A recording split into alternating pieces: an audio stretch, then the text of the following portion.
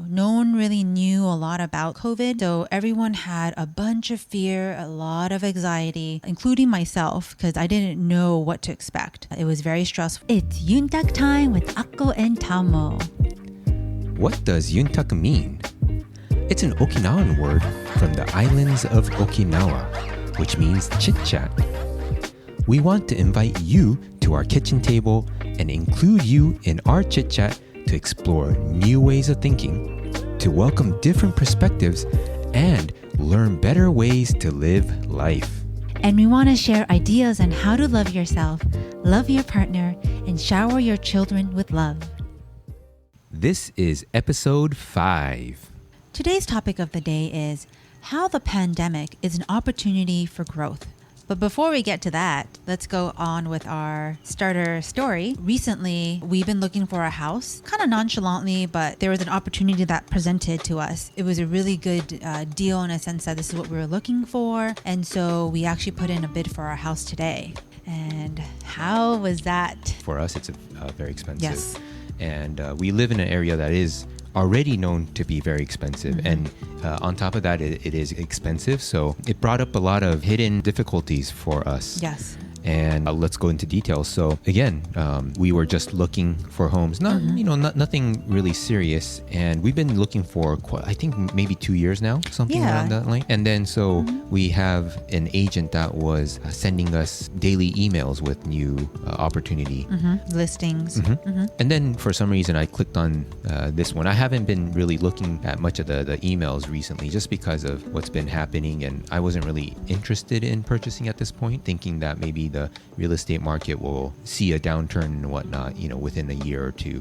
But I clicked on it, I saw it, and this was the house that got me excited. I haven't been excited about a house, and this one got me excited. Like, wow, like that's something that I could see us living in. And not only that, having it a place of inspiration and for us to do much better work. Yes. And so I shared that with Akko, and she also agreed, and we decided to go check the place out. And of course, nothing is ever perfect. Right. So this house has one main house and then ADU, which is accessory dwelling unit. And it has 2 different addresses. So I was under the impression that it's a 2-unit house. And that got me even more excited. Hey, this is exactly what we're looking for. Yeah. But when we got there, we found out that it's not. It was an ADU instead of a 2-unit. And then we found out how small the main house was. Yeah. I mean, it was very really cozy. I like how you say cozy. It was very cozy. And I'm going to say it straight up. It's small. It's very small. So it's much smaller than the place we're living in. Yeah. I think it's maybe 100, probably 125 to 150 square foot. Yeah. It's a good bit smaller. But it seems way smaller. Yeah. It's a good bit smaller. The kitchen's smaller, the dining areas. The living area. Yeah. So every aspect is smaller. Right. So we'd have to get used to that, but there's a trade-off because of that ADU. Right. And that really... It adds another, I think, close to 400 square foot. And it has really high ceilings, and it has a kitchen, bathroom within that. So it's a studio it has a loft too. Yeah. Although it's not really usable because there are beams that go through right through the middle. There's 2 beams that go through, and it's really kind of difficult to use that space. And getting up there is actually not that safe. It's ladder style, and so it's not stairs that you use to go up there. So that's the reason for that. So, having kids, I wouldn't really even... Let's say our daughter gets a little older, I wouldn't be comfortable having her going up and down just because it's tall, it's very high. And if you fall from there, that's That's a no bueno there. And so just getting back to more of what the stuff that was coming up is, it's one of the biggest purchases that we'll be making in our lives, right? Yes. And so I think it's slightly different, but similar to that of when we were planning for our wedding. Things come up, right? Yeah, lots of things comes up. Yeah. I mean, your wedding can be very stressful just because everything is very expensive. Like your photographer, your venues, just because it's a wedding, it's like 10x more than it would be if it's just a normal event. It was exciting when we got there, and then when we made the decision to sign the paper as far as the offer and whatnot, and a lot of fears came up, and I was just like, oh my God, are we making the right decision? Are we going to be able to afford it? Just all these things were coming up. But in the end, we did agree that it's going to be a great opportunity for us. Yes, it might be a little bit of a downgrade as far as a space for the main house, but this additional unit and just the area that it provides outside is a lot more workable. And so with that trade-off, we thought it was a better opportunity. And so I had to actually kind of get back into myself to self-regulate and just kind of tell myself that it's okay. You can go, it's okay to go through these fears. It's okay, but it's also okay. Like everything's going to be okay. Mm-hmm. And, same for me too.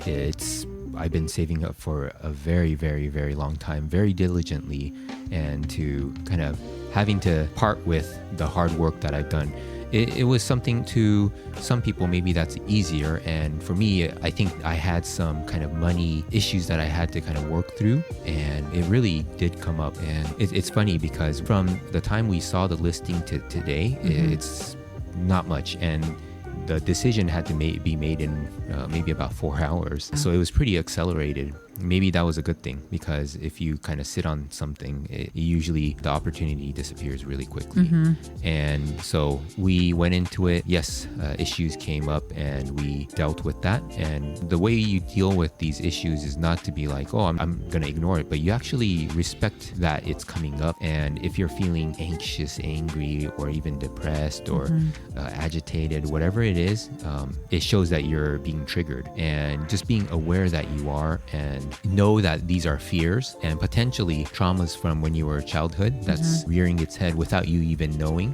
That made it a little easier for us, just because we're like, okay, let's stay aware and take action step by step. And so we signed it, and we just said, hey, we did what we could do, and we'll go from there. If they approve us, great. And if they don't approve us to be the buyer, that's fine too. And we're totally okay with either or, and we're just letting life guide us now. Yes. Yeah. So I think that's a great segue into today's topic, which is how we can use the pandemic as an opportunity for growth.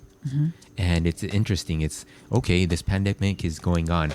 How could we even fathom taking opportunity of this? So we want to share the things that's been going on, and then how we can use, again, we want to be alchemists, which is turning lead into gold. It's a real great metaphor in life, or like we said before, the lemon to lemonade metaphors. So with that said, Akko is an ICU RN. If you can kind of explain to us what ICU means, what an RN is, and if you can share a little bit about taking care of COVID patients. And so just give us a brief explanation of how things are. Yeah, absolutely. That'd be great. Okay, great. So ICU stands for Intensive Care Unit. It's the unit where the sickest patients go at the hospital. And so usually these patients can be in the verge of life or death. Some just require a lot more vigilant care. And so that's why they're in our unit. So that's what ICU is. And an RN is a registered nurse. And what is required to become an RN? So you can go to a community college and get an ADN, which is an associate's degree in nursing, or you can get your bachelor's, and that's what I had done. And after you graduate, you have to take a board of registered nursing, and you have to actually pass it, which was the hardest test I've ever taken. But fortunately, here I am working as an ICU nurse. So going forward with the COVID patients, taking care of the COVID patients in the beginning was very stressful. No one really knew a lot about COVID. So everyone had a bunch of fear, a lot of anxiety, including myself, because I didn't know what to expect. It was very stressful. We're not used to gowning up so much. Could you explain what gowning up is? So we're not used to putting a mask on, which is N95, which is a respirator that protects you from airborne diseases, which are like really small particles. To protect yourself, you can't just use a regular surgical mask, because those particles are so small that it will go right through those surgical masks. So you use something called an N95. And so using that N95, putting a shield on. If not those, you have to put another crazy gadget that looks like an astronaut headgear. It's called the papper. You can wear that. And then you have to put a gown on from pretty much neck to shin, and then gloves and whatnot. And every single time you go into that patient's room, you have to gown up in that way. And patients that require those gowning, we wouldn't really get so much of it. So it wasn't really too cumbersome. But with the COVID patients, you have to constantly be gowning up. And so that was a problem. And another one that I remember is the frequent hand washing, and you were coming back with your hands completely chapped. Oh yeah, my hands were in the verge of bleeding because it was cracking so much, and you're constantly washing your hands. I mean, it doesn't really matter. You can put lotion on, but you're just right after you put lotion on, you have to wash your hands again. So it was an interesting time. Now it's gotten a lot better. Our nurses started getting used to gowning up and really understanding COVID a little more. And the more educated we are about anything, we feel a little more at ease about it. Yeah, and I think that's, again, a segue into what we want to talk about today. And the COVID is not just about the illness, but it also brings up psychological issues for every one of us that we need to work on, right? And in other words, it's something called shadow work. And for us, when COVID first hit and Akko had to go into caring for COVID patients, as a husband, it's super scary. We have a little daughter, and knowing that my wife is going into care for these patients, it was a really scary thing. But it was always like, hey, this is what you love to do. This is your profession, and this is what you signed up for. And hey, let's do this together. I'm not going to be there in the front lines with you, but I'm here to support you when you come back. We even have a very strict protocol of how to come in. You don't touch anything. I prep the shower for you. I mean, it is red carpet service from me to you. Just making sure that when you come back, again, everything is prepped, so you don't touch anything. You just walk inside the shower. The shower is warm. Nice and warm and ready for you, so that we minimize any chance of transmission. Yeah, and then I take everything off in the garage so that there really isn't any transmission of any sort. Right, and the clothes go directly into the washer, and it's washed in high heat, and it's good to go. Yeah. And so just bringing it back to, again, that this is not just about illness, but it also brings up psychological issues, fears. I mean, this fear is literally life or death, right? Because in the beginning, especially in the beginning, it was a lot less information about what this was, and people were dying, and it was quite scary. And as Akko mentioned, little by little, more information came, and we understood how we can minimize getting COVID. And so, again, bringing it back to the psychological issues, I want to define shadow. For some people, they might already understand what shadow and shadow work is, but the shadow, it's more of a psychological thing. And I studied psychology in college and really enjoyed it. I think that kind of came to me more naturally, and been studying continually after college, and I think I've learned a lot more experientially about psychology outside of college. But besides that, the definition of shadow that we're using here is the shadow is a part of your personality that is hidden in the dark from yourself. It's all the parts of yourself that you don't want to admit having. It's also unconscious to you and can only be seen with conscious effort. And that's why it's called the shadow. You put these issues and traumas into the dark.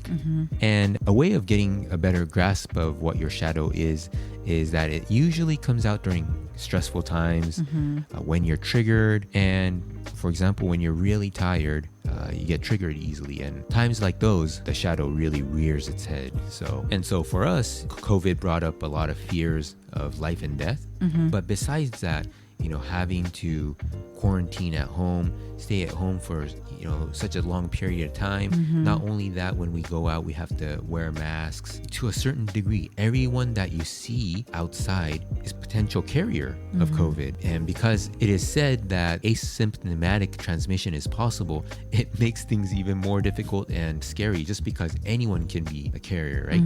And so you start to kind of look at people in a different way than you usually did. Maybe you would greet people with a smile and things like that, but now even the smiles are covered up. And for me, I notice when I'm going on walks, there are people that don't really want to even look at you. They just walk past you, you know, without acknowledging that you're there.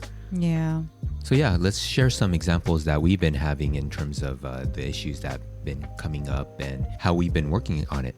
So for example, for myself, I noticed that ever since kind of the COVID/lockdown happened, I've been having a lot of cravings for sweets and carbs. It's really a strong craving, and it's been pretty difficult to work on, but I've been very conscious of that craving coming up, and then just talking that over with you. And little by little, we've made a progress, because I just started out completely being a slave to the craving, you know, eating sweets and then carbs.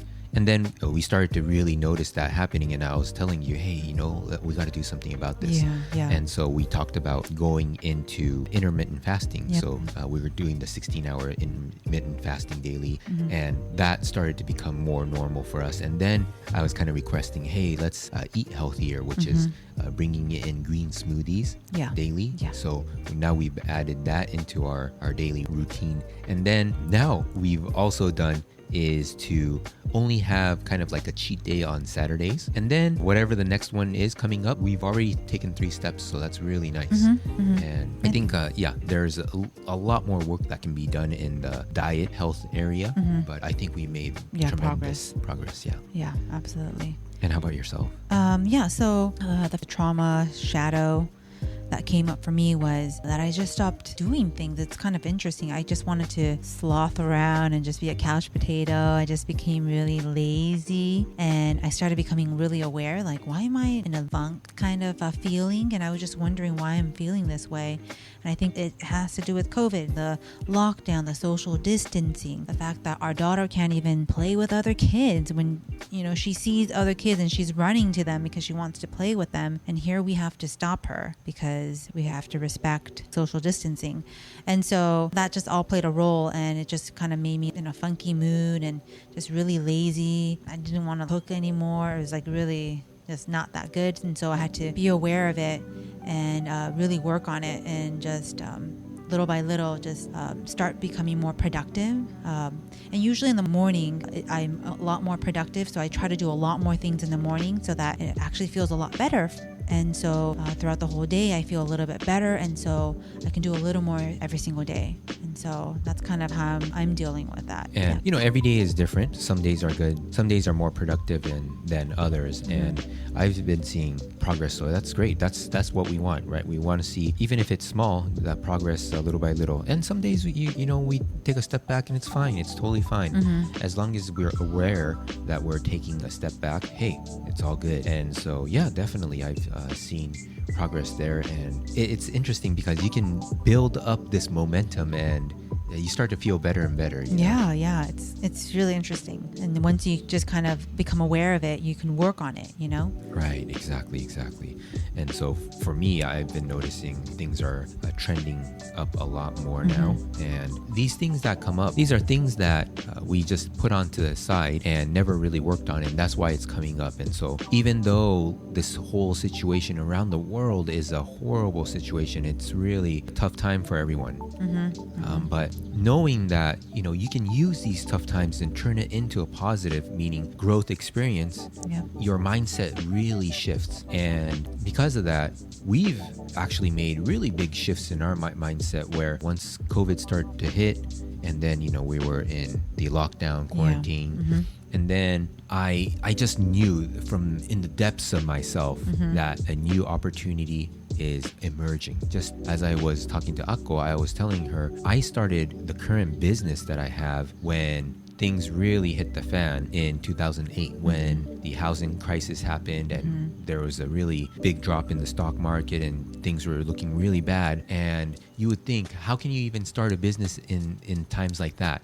But that's when we started, and 11, 12 years almost into it, here we are. Yeah. And so using this situation as an opportunity, we decided to start this podcast and put more energy into providing value and share information on how to have a happier marriage and family life. Yeah, relationship. Yeah. And so we hope to really help you guys, to help each other through these times and give value to you guys. Yeah. And encourage you guys to become more aware and see what's going on inside. Right. And that's exactly the thing. Please think of it as an opportunity.